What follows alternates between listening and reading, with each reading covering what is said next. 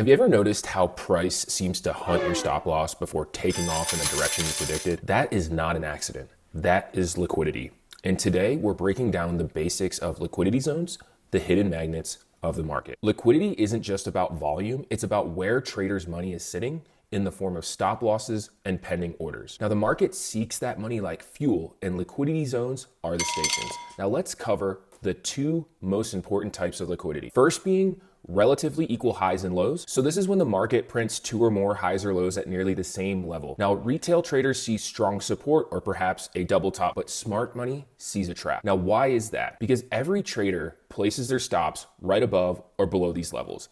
That cluster of stops becomes a liquidity pool, and price will often rate it before reversing. So the next form of liquidity are session highs and lows. So there's each session, such as the Asian, London, and New York, that creates its own high and low.